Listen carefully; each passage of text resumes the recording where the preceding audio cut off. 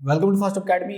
आप देख रहे हैं बूस्टअप की क्लास 17 और आज हम बात करेंगे पोजीशन क्लासेस के बारे में। तो बेसिकली हमने CSS की क्लास 42 के अंदर बात की थी पोजीशन के बारे में और हमने ये सीखा था कि पोजीशन प्रॉपर्टी का क्या यूज़ होता है। तो आज बेसिकली हम ये सीखेंगे कि अगर हमने CSS के अंदर जो पोजीशन की कुछ प्रॉपर्टीज होती हैं अगर हमने उनको यूज़ नहीं करना तो हम किस तरह से बूस्टअप के अंदर जो पोजीशन की आती हैं क्लासेस उनको यूज़ कर सकते हैं। तो आज हम ये सीखेंगे। तो यहाँ पे आप देख रहे हैं मैंने आपके लेफ्ट पे लिखी है CSS की पोजीशन की प्रॉपर्टी और उनके सामने मैंने लिखी हुई है पोजीशन की क्लासेस जो बूस्टअप के अंदर आती हैं। तो सबसे पहले हम ये देख लेते हैं कि पोजीशन क्या करती है। तो बेसिकली अगर आपने किसी भी डिव की पोजीशन को चेंज करना है, आपने उसको करना है टॉप से बॉटम की तरफ, मतलब ऊपर से लेके आना है नीचे, या आपने उसको लेके जाना है लेफ्ट से राइट की तरफ, तो ये सब काम करते हैं हम पोजीशन की क्लासेस को यूज़ करके, यहाँ CSS के अंदर पोजीशन की प्रॉपर्टीज़ को यूज़ करके। तो जब मैं आपको सिखा रहा था CSS की क्लास 42 के अंदर पोजीशन प्रॉपर्टीज, वहाँ हमने 5 थी प्रॉपर्टीज उनके बारे में बात की थी, static, relative, absolute, fix, sticky. मैं आपको करता हूँ रिकमेंड है कि आप ना इस क्लास को देखने से पहले बूस्टअप की क्लास 42 को अच्छी तरह से समझ लें, क्योंकि मैंने आपको आज की क्लास के अंदर जो ऊपर वाली 5 है ना प्रॉपर्टीज, उनके बारे में हमने इतनी ज़्यादा बात नहीं करनी। हमने जो मैंने नीचे 5 लिखी हुई ना बूस्टअप की क्लासेस, उनके बारे में हमने ज़्यादा बात करनी, क्योंकि ऊपर वाली जो है ना 5 क्लासेस वजह से position hyphen static, position hyphen relative, ये सब बिल्कुल वैसे ही काम करती हैं जैसे CSS की क्लासेस काम करती हैं पोजीशन की। तो आप क्लास 42 को अच्छी तरह समझ लें, देख लें, उसके बाद आप इस क्लास को देख लें, समझ लें, ठीक है। लेकिन फिर भी थोड़ा बहुत मैं आपको जो है ना वो ये जो ऊपर वाली 5 क्लासेस हैं उनके बारे में थोड़ा सा बताऊंगा, उसके बाद हम जंप करेंगे नीचे वाली 5 क्लासेस के ऊपर। तो पहले हम स्टार्ट करते हैं पोजीशन हाइफन स्टैटिक से, ठीक है। तो जब मैं आपको सिखा रहा था CSS, वहाँ पे हमने बात की थी कि ये तो बाय डिफॉल्ट होती है। ये जो कोड है ना, ये कोड बिल्कुल वही है जो मैंने आपको CSS क्लास 42 में करके दिखाया था, बिल्कुल वही कोड को मैंने कॉपी पेस्ट किया हुआ है, ठीक है। और ये साइड पे ऊपर आउटपुट भी आ रही है, ठीक है। अब यहाँ पे आप जरा गौर करेंगे, मेरे पास है एक रेड बॉक्स और इसका जो पेरेंट है उसको मैंने दिया हुआ है ब्लू बॉर्डर। ये कोड है CSS का, ये पेरेंट का कोड है और ये बॉक्स का कोड है CSS का, और ये है जी बॉक्स और ये है उसका पेरेंट। अब बेसिकली मैं चाहता ही हूँ कि मैंने इस बॉक्स की पोजीशन को चेंज करना है। तो जो पहली होती है ना क्लास, वो होती है पोजीशन स्टैटिक। क्या होती है? पोजीशन स्टैटिक होती है। अच्छा, इसको अब लिखें या ना लिखें बात एक ही है, static by default position static ही होती है। देखिए कोई फर्क नहीं पड़ेगा, कोई कुछ नहीं है, तो अब इसको लिखें या ना लिखें फर्क पड़ता ही नहीं है, ठीक है। ये हमने CSS की प्रॉपर्टीज में बात की थी, तो जहाँ पे था पोजीशन कोलन स्टैटिक, एनीवेज ठीक हो गया। उसके बाद जो आती है ना वो आती है जी पोजीशन रिलेटिव, यहाँ से स्टार्ट करते हैं हम, ठीक है। मैं यहाँ लिखता हूँ रिलेटिव। तो वहाँ पर मैंने आपको बताया था कि अगर आपने पोजीशन प्रॉपर्टीज को यूज करना है तो आपको साथ वहाँ पर मतलब CSS के अंदर आपको top, bottom, left, right property को भी यूज करना पड़ता था। लेकिन बूस्टअप के अंदर भी ये है, लेकिन बूस्टअप के अंदर ना वैल्यूज फिक्स हैं।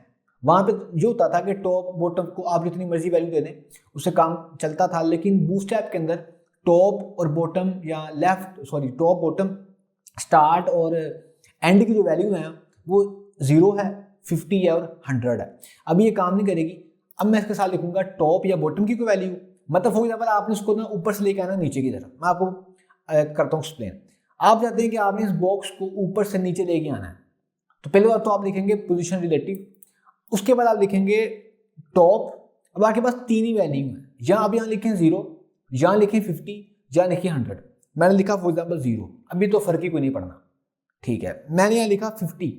अब आप देखें ऊपर से 50% ये नीचे आ गया, ये चीज़ है जो मैं कह रहा था आपको, ठीक है।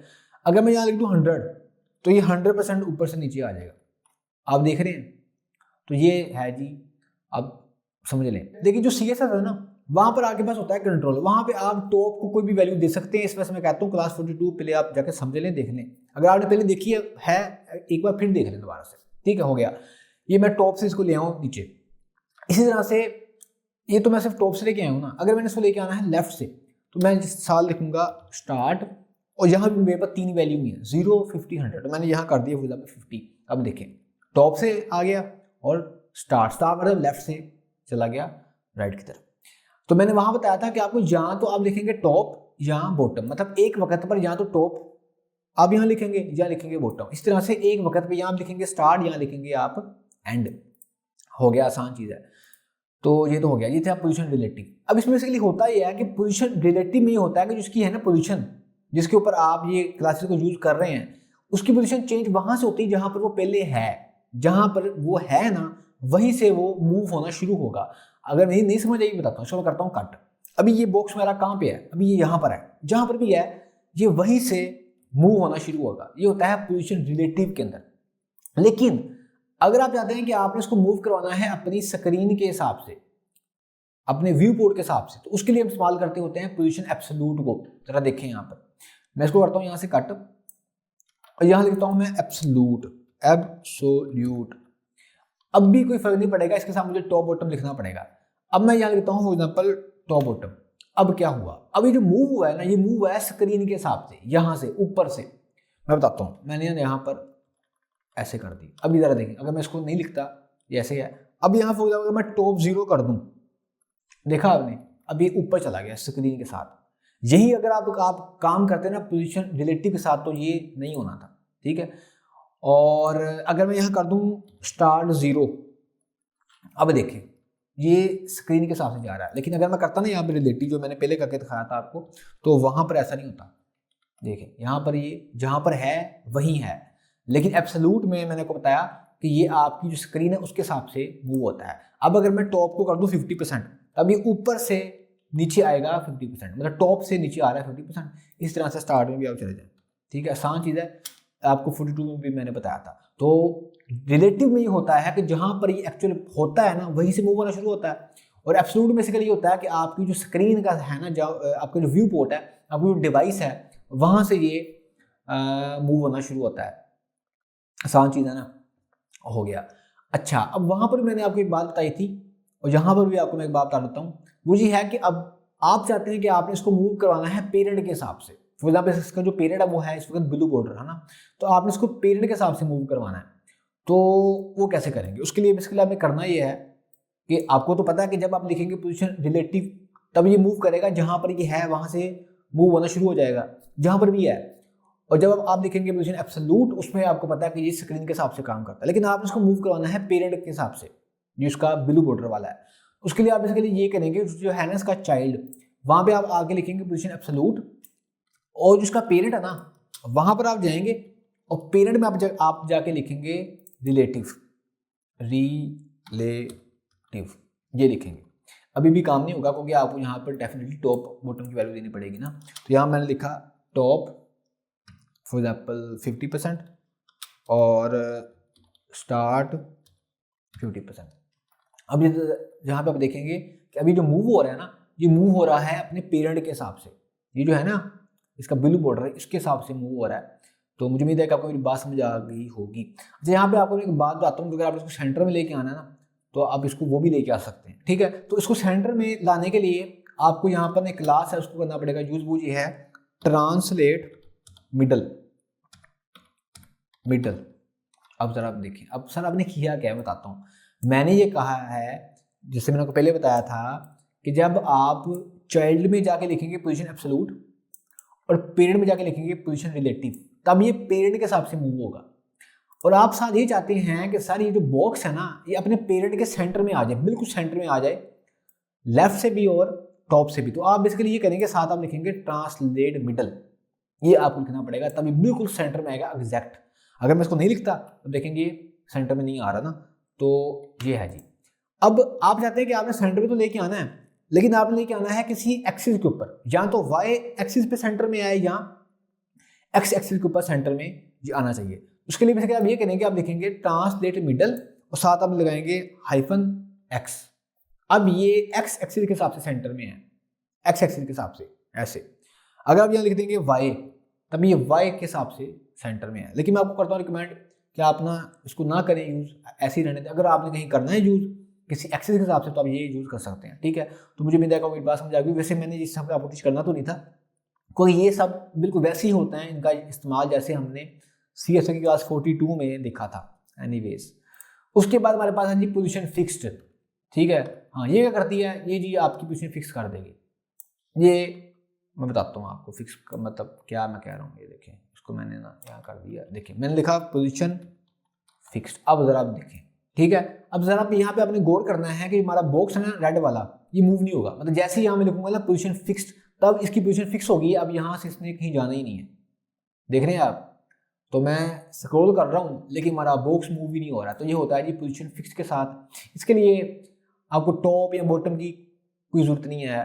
मतलब ऐसा नहीं है कि जब तक आप इसको, मतलब जब तक आप टॉप बॉटम नहीं लिखेंगे तब तक ये काम नहीं करेगा। ये काम करेगा सिर्फ इसके साथ, समझ जाए। उसके बाद आता होता है स्टिकी।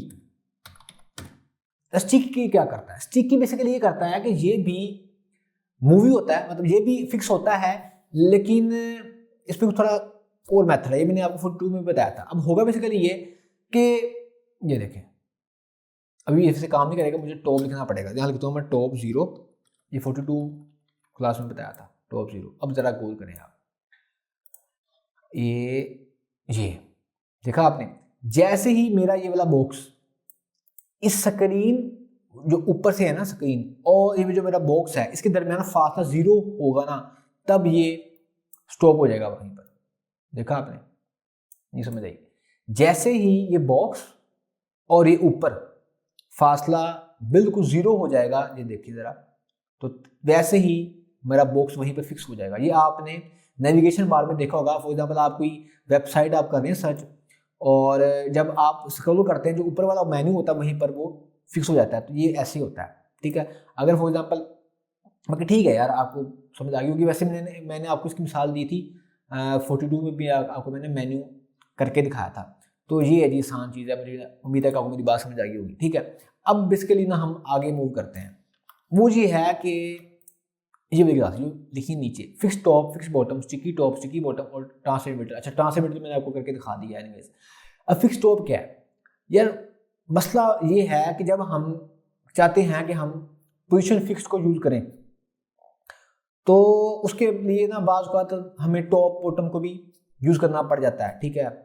लेकिन अगर हम ये नहीं चाहते, और अगर फॉर एग्जाम्पल हमने जो है ना फिक्स करनी है पोजीशन नीचे से, बॉटम से, तो उसके लिए हमें टॉप बॉटम को यूज़ करना पड़ेगा।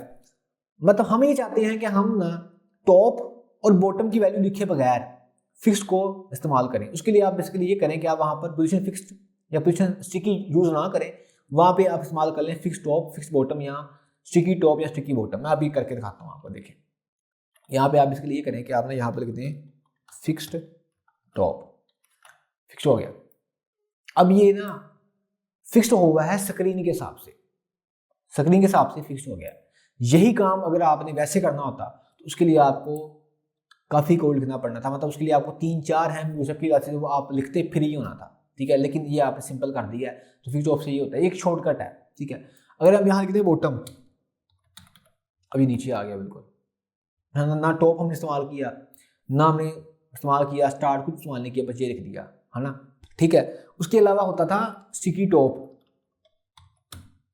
Sticky top, sticky top, sticky top वही वाला ना कि मैं चाहता हूँ कि जब बॉक्स और जो ऊपर स्क्रीन उसका फासला 0 हो जाए, तब मेरा बॉक्स फिक्स हो जाए वहीं पर, है ना। अब आपको याद होगा कि जब यही काम हम करते थे ना पोजीशन स्टिकी के साथ, तब हमें उसके साथ टॉप 0 भी लिखना पड़ता था, लेकिन यहाँ पे हमें वो करने की जरूरत नहीं है। आप मेरी बात समझ रहे हैं कि अगर यही काम आप पोजीशन स्टिकी के साथ करेंगे तब आपको साथ टॉप -0 भी लिखना पड़ेगा, लेकिन स्टिकी टॉप से हमारा काम वैसे ही हो जाएगा।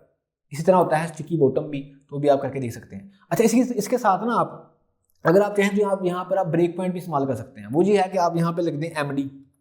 इससे बेसिकली ये होगा कि जो स्टिकी है ना, ये वाला स्टिकी, ये रहेगा मीडियम या मीडियम से ऊपर तक। अब ज़रा यह देखिए मेरी है ना स्क्रीन का साइज मीडियम से कम है, तो यहाँ पे ये काम ही नहीं कर रहा।